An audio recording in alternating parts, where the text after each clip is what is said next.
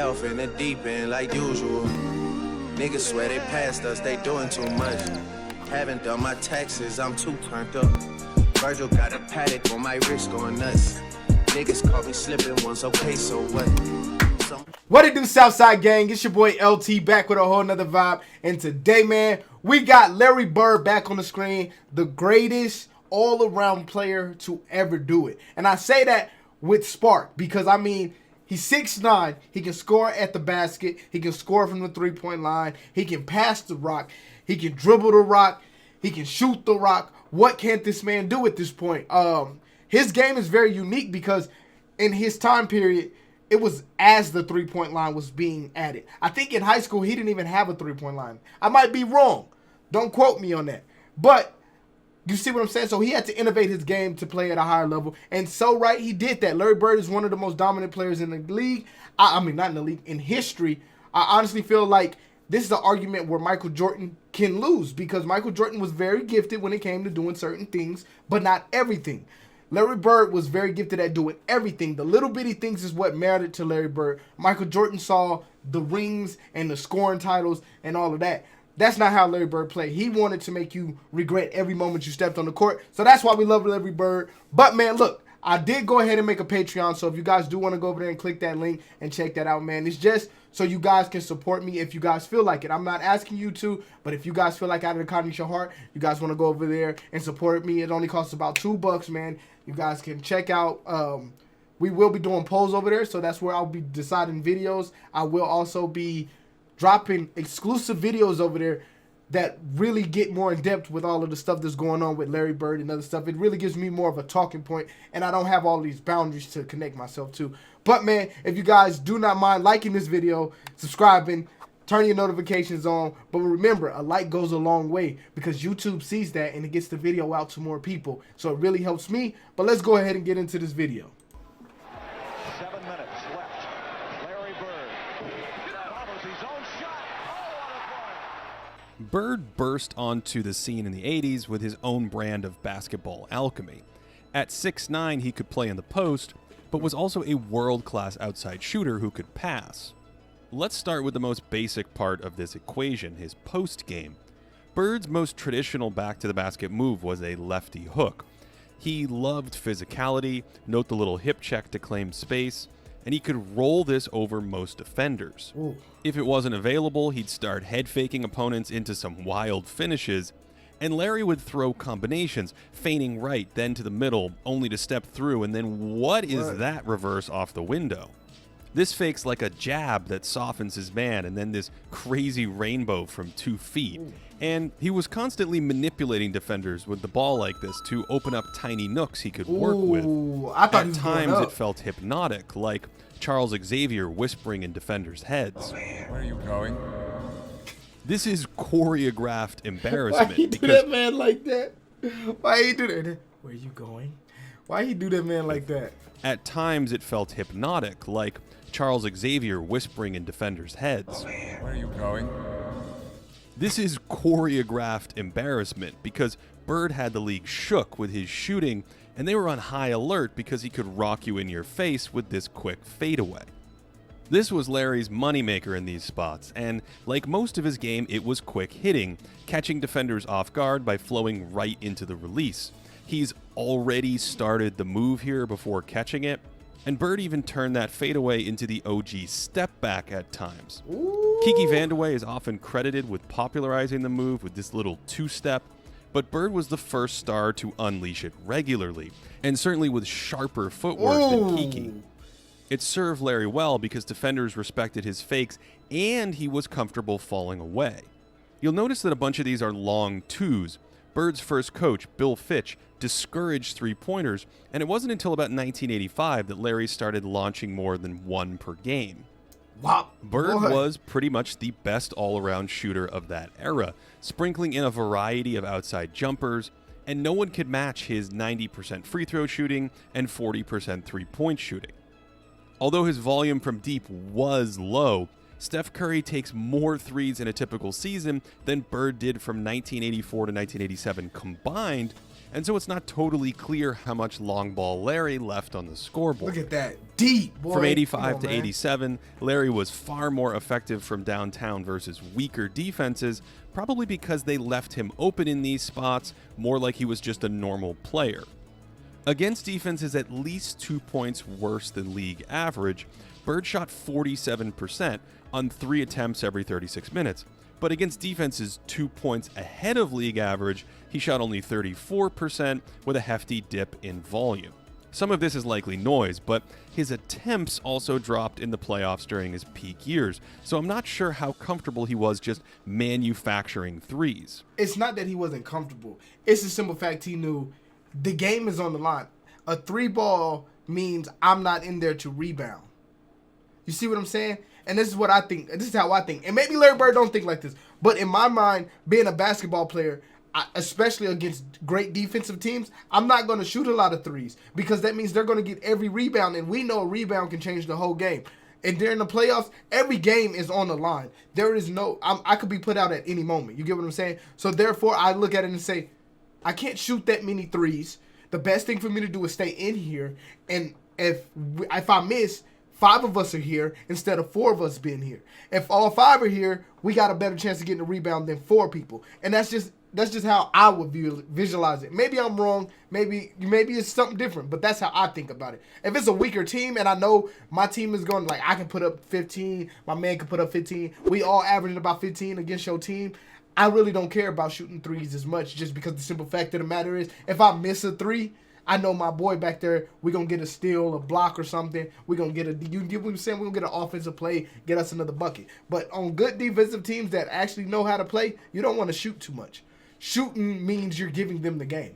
And that's just how I think. Despite mangling his finger in a college Man, that softball hoe game, broke. he had good touch on all kinds of little floaters and flips headed to the hoop. He did this with both hands, regularly making horse shots like this, and he was dexterous enough to make all kinds of off-balance leaners too. But these shots were born out of necessity. Remember that rainbow from 2 feet earlier? It's because Bird has no explosion at the rim. He often uses his body as a shield to find a cleaner release, even left-handed. And these contortions were to make up for a lack of verticality. Bird actually missed a ton of layups. Oh, it's Walton. Where was I? Yes, the Miss Bunnies. He often took one dribble in these spots instead of getting all the way to the rim for a loaded-up contest. Because even at 6'9", he was at a disadvantage against bigs ready it's to jump. Smart. Bro, it's You may so, know that. It's so, that is not, that's genius level, bro. That is so genius level.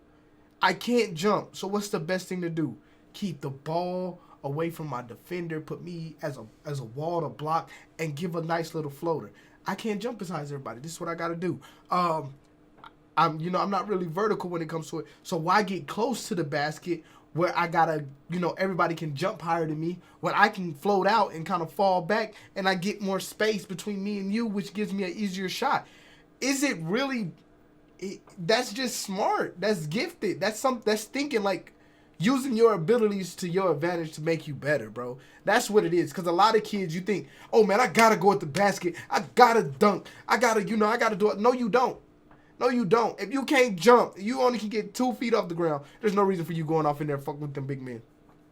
That's real talk. I have a 36-inch vertical, and I still think about, should I really go all the way in there and mess with these 6 foot, 7 foot guys? No. I got a great vertical. I can dunk, but I'm not gonna go over and try to do it every day. I know my rights, and I know my ability to know that that's not smart. But Larry Bird knew, okay, I got a 10. I don't know if it's vertical. What is it vertical? Probably like 24-inch vertical. I got a 24-inch vertical. I can't really bang with those guys. The best thing for me to do is separate the ball. That legendary game in Portland where he played left-handed. This is mostly a tall tale because he regularly needed his left hand to finish. Here in the post, he's going southpaw for a cleaner look because he's carved out space to his left and can't explode at the rim or leap over defenders. This rim finishing is Bird's real glaring wart as a scorer, and his inability to finish into or through size and contact was a reason why his free throw rate was never great. The up fake frees him, but even against Ooh. mediocre rim protection, he avoids contact to find a layup. Okay. Here he spins clear, but resorts to a floater from point-blank range. At his apex, Bird was a huge regular season scorer, 28 points per 75, on true shooting percentage 7% ahead of the league. But his best 3-year stretch as a playoff scorer from 1984 to 1986 was closer to 24 points per 75 on plus 5% efficiency. We But see that's a not- similar story in the regular season against stronger defenses, using those splits from earlier. His scoring dipped from nearly 27 points per 75 down to under 23 with a drop in efficiency. That's not This bad. is still good production, but Yeah, I'm like, that's not bad, bro. Because good defense is harder to score on. Let's be the real. drop-off is on the larger side for high-end scorers, and I think it speaks to Bird's inability to generate easy shots against stronger defenses. What those numbers don't capture is his scoring flexibility, constantly moving without the basketball. Look at all these tricks to shed Bobby Jones, an all-time defender, and these cuts force attention that opens a post-up on one block and on the other, and the move is quick, and that's classic Bird. His shooting means you have to chase him, and his post-game leads to denials, but then he countercuts, and that is a slick finish. Bird was an expert at finding little cracks in the defense like this, not at layups, and you can see this But it don't perfectly matter. in transition here. Bird likes to float to the wing for 3, but as the ball turns the corner, Bird knows that brings help, and basket cuts right behind it, and of course he makes that nonsense. That's basketball IQ. You giving us that's basketball IQ. Just knowing, like, all right, man, he gonna try to bring that extra defender. I should dive and get the easy basket. Relentlessly that's basketball pursued IQ. advantages. Did you catch it? The ball is reversed, so he swings his leg across his defender to seal and go. A good passer hits him for a layup there, but that's That okay would- because the attention allows a clear ISO touch for Robert Parrish. Bird's Okay. off-ball game lets him fit next to other great scorers who need the rock, like Kevin McHale, but it also helps him mesh with good passers who learn to see what Bird sees. Larry slows down here to keep his man outside of an empty paint, and Dennis Johnson turns that into a bunny. They had this read down, Shit. and it's possible because all these My fault, defenders I'm are worried dropping about shit. Bird curling up for an open shot. This made helping off Bird difficult, and he parlayed that activity into fantastic offensive That's- rebounding, oh, rooting finish that. inside players Go when up. they were on the wrong side Yes, of sir. He anticipated shots and would sneak into position. Look at that work to get inside someone else's man, and he was more comfortable finishing these after sealing off opponents. But for all of his movement and absurd shot making, there was another ingredient to Larry Bird's alchemy that transformed him into All right, an hold on. We got an offensive ad legend. coming on, man. Give me back a little Ingredient to bit. Larry Let's Bird's go. alchemy that transformed him into an offensive legend. Let's see what that is. It's one thing to fly off screens as a threat to shoot, but Bird supercharged his value by seamlessly audibling those to passes. He may have been the best passer on the move in NBA history, and that meant scoring routes turned into layups for teammates. Larry blurred shots into passes and punished defensive reactions to his movement like this. And he never stopped the ball, even on a simple extra I pass. just want you like to this, he think has about that. this That is a 2-second difference, bro. That's different. It's the fact that I'm in the air. Okay, y'all collapsed. I got 2 seconds to make the decision. Do I finish or do I go? And he notices that there's a man either behind him on the other side of the court that's wide open, up top of the key, whatever the case may be. That's wild. That's a 2-second split decision that can change the whole aspect of one play. screen because he's a step ahead. There's so much anticipation to his game. This is like a touch entry pass, already knowing Robert Parrish's right hand is the soft spot in the defense. Of Look at course, that made him a touch pass master, Oh my God. and this means you have to know where pieces are before the ball arrives. He knows Parrish is the mark the whole way down the court. Yeah. Obviously, this vision made That's Bird wild. deadly in transition before defenses were set. My Too boy good, Kevin says Don McHale. Nelson. Any teammates willing to run with Bird benefited from his attention. Look at that. And the delivery on some of these passes would make UPS jealous. This clip's blurry, but you can still see the whole package, patiently waiting for a cutter to fill the lane, holding the defense by looking away, then snapping a strike to the streaking Walton. We've discussed Bird's manipulation of defenders with the ball. Hold on. Whoa. I thought that was behind the back. I fell for that, and I'm watching. Streaking Walton. Hold on, watch. We've discussed Bird's manipulation of defenders with the ball, but his go-to trick was the shot Oh, I pass, thought he was... Nah. where he I thought drew busting coverage that. and created better passing angles. What the heck? Pick and roll wasn't a big part of his game then, but he ran it more in 86 and 87, Ooh, and that's that a good- ball oh, you fake was gotta so good it finish that. distracted McHale too. In the half Oh, court, you Larry's gotta- on-ball passing typically stemmed from his back-to-the-basket game. He welcomed double teams in these spots and could skip it over defensive rotations, or he would just gut teams who weren't disciplined about doubling off cutters. When he had a step, he could make tight laydown passes with the best of them, drawing defenders in for a shot pass and knowing where his teammate would be. Bird wasn't a perfect passer. Besides some limitations off the bounce, he could be a bit out of sync on his entry passes at times. Like many greats, he took all kinds of chances and was too aggressive on some of them. And every once in a while, he'd miss an advanced layup pass. He probably had Danny Ainge there, and coming down on this fast break, the first look is open, but of course Bird is so good he sends it home anyway. Finally, the man was the best outlet passer I've ever seen. Break. All right, my the bad, first look guys. is My wife open, called. but of course Bird is so good he sends it home anyway. Finally, the man was the best outlet passer I've ever seen. Bombs These away. weren't simply about starting fast breaks. They spawned layups out of thin air. Bird was 'Cause always nobody's thinking paying about the next attention. possession as the ball went through the net and how to exploit a defense's backline. Ainge is closing to the corner here, and Bird still thinks to instantly look for him on a fly pattern after this make. Damn. That's just absurd. I wouldn't All think of this that. made him the second best playmaker of the 1980s. We'll get to the best in the next episode. Making life easier for his teammates in a variety of ways. Ooh. He even turned loose balls into easy points, ready to drop dimes from his back when he dove on the floor. And all of this helped drive Boston's offense to elite heights. From 1984 to 88, the Celtics' efficiency was 5 points per 100 better than league average, one of the 10 best stretches ever. So, despite Bird's postseason scoring hiccups, Boston's playoff offenses were quite similar, 11th best among teams with stretches like this. Even with Kevin McHale out for over 30 games from 1986 to 88, Boston's offense was 6 points ahead of the league, behind Bird and company, evidence of his colossal impact. His constant movement and high motor translated to the defensive end too. After that's hopping good. That around was here good until he passing. found open pasture, That Bird was great hightails passing, it bro. back to prevent a fast break.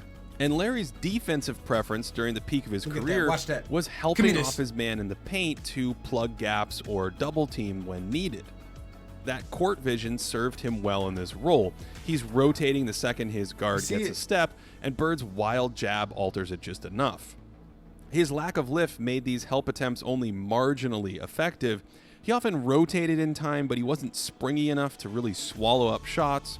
But basketball is a game of percentages, and Bird's constant presence was just enough to turn layups into misses at times, and sometimes these reactions helped make plays a touch easier for his teammates. Larry was just there constantly, and at 6'9" was large enough in spots to protect the rim fairly well for a Damn. forward. He had a small block radius and would offer little resistance if caught flat-footed, but Bird also made a surprising number of stands at the hoop, here stonewalling a young Michael Jordan just like an above-average big would. Only Bird played small forward in a lot of these lineups, so his paint presence became a solid positive next to two other Look at bigs. that. His incredible hand-eye coordination allowed him to target blocks as the ball was released, and he averaged about a block per game during these peak seasons. Good hand. He also augmented his rim protection by taking charges before it was in vogue, and his early positioning and outguessing games forced turnovers on drives like this. Now, Bird has been historically panned for his man defense, but I actually don't think it was too damaging. He was a touch too eager at times and could succumb to up fakes, but against most big forwards of that day, he held his own.